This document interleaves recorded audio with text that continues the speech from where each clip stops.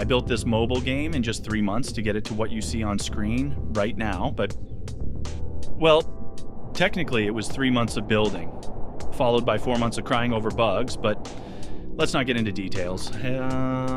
Anyway, let's take a look at where it all started. The core concept was simple. You start as a low-level fish, dodging bigger predators while eating smaller ones to level up. The idea actually hit me out of nowhere while talking to a friend. We were joking about how literally anything you can imagine can be turned into a game. That's when I remembered a game from my childhood. You know, that Flash game where you play as a piranha and upgrade it by eating everything in sight. Even though it started as just a fun what-if conversation, I couldn't stop thinking about it that night. Like, why not actually build it? So, the next day I sat down and started coding the AI logic for the fish tracking. What you see on screen right now is the result of 2 days of work by a student with zero actual game dev experience. It was pretty terrifying to jump into everything at once. So, at this point, the game is literally just a flat plane, some cubes and capsules representing different fish levels, trying their best to act like predators and prey. Naturally, during those first few days, I made sure to hard code a few crucial bugs into the game, you know, just to guarantee they would haunt me for the rest of my days. For example, I accidentally created an invincible sea bass that could literally ride a shark like a cowboy. Feature or bug, you decide.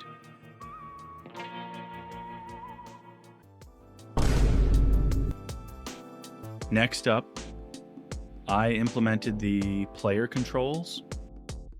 Now, you could actually move in all directions, hunt down smaller fish to grow in size, and try your best to outrun predators. And if you failed to escape, well, it's back to the respawn screen for you.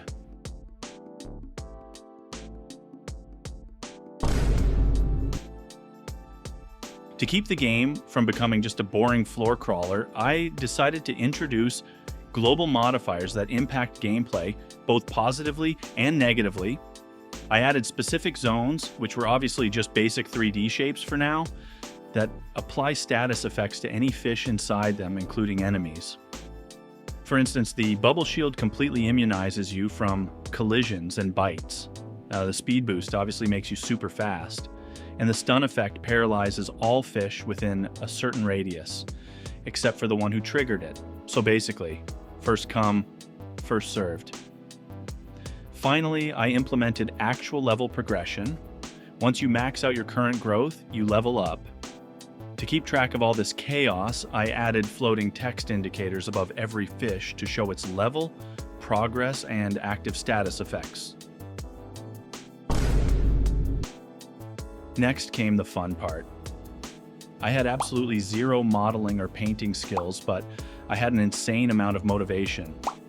So, for about a week, by working 12 plus hours a day, I modeled and textured every single fish in the game. Now, back then, the word rigging sounded like some forbidden alien language to me, but for some reason, the mathematical logic of shaders seemed way easier to understand. So, instead of proper animations, I used vertex shaders on every model to make them look like they were actually swimming in water, rather than just freezing to death in a grocery store freezer. And it wasn't just fish, we have a crab. He's basically our game mascot now. But as you can see, the movement still felt a bit detached from the world. To fix this, I used my brilliantly minimal knowledge to code body rotation directly into the shader. So logically it worked, and it actually started looking much better.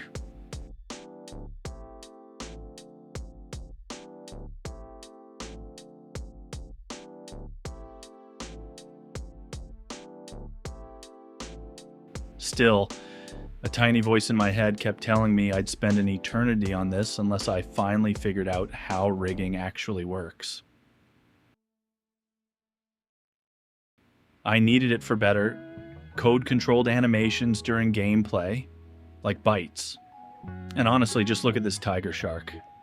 It snaps its jaws like it's furiously chewing through a New Year's Eve dinner.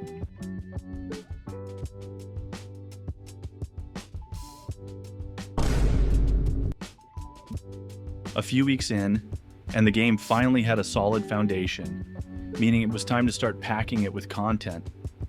I tied all the core mechanics together and put together a fully playable version. Armed with my newly acquired modeling and shader skills, I built the very first biome, the Coral Reef.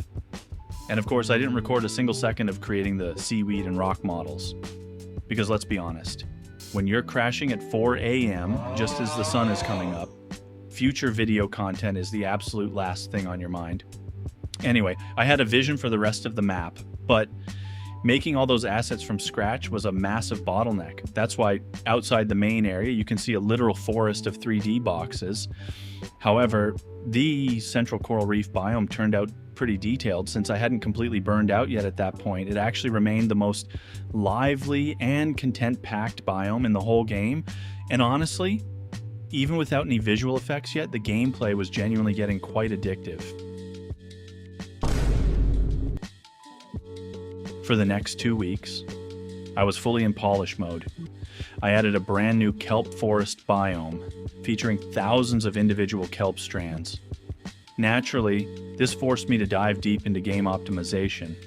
I had to set up nav mesh for fish pathfinding, bake the occlusion culling, and configure LOD groups, just to make sure your phone wouldn't literally catch fire.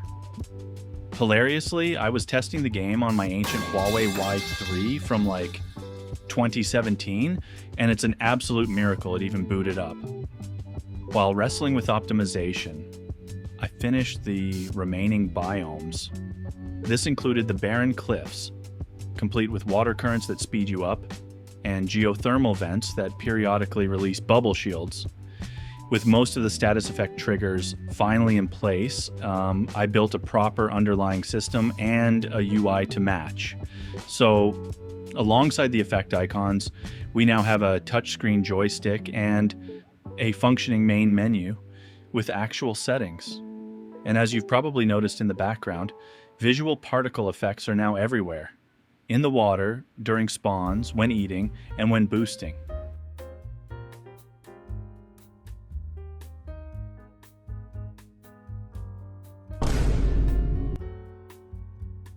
The final month, and honestly, the months that followed, were all about details.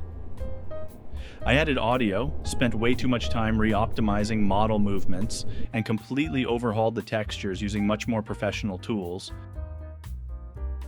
I also started scattering interactable objects around the world to spice up the gameplay. Things like healing plants, free food in the form of fish eggs, and a venomous hydra that introduces a nasty poison effect. And yep, out of the whole hydra, I only recorded a clip of a single tentacle because, well, why not keep it mysterious? Later on, based on playtester feedback, I updated the geothermal biome. For some bizarre reason, I decided to put water lilies underwater. Again, why not? That's where you can now find the lily flower, which grants a time freeze effect. But since this video is already getting long, let's speed run through the rest of the features. I built a massive in-game guidebook explaining how this entire underwater world works, which literally nobody reads because it's way too long. I should probably fix that. I also added visual indicators for healing, time dilation effects, and brand new creatures, like the pufferfish, which puffs up its spikes to sting you, though you can still eat it, and the cuttlefish, which releases toxic ink to escape and alters its camouflage color based on nearby objects.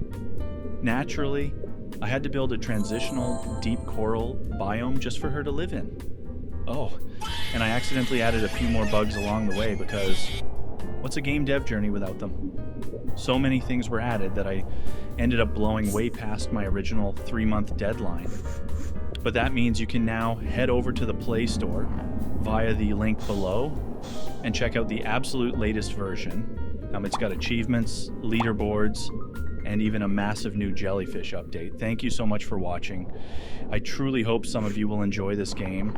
It's far from perfect, and it might not be for everyone, but I absolutely love what I've built here.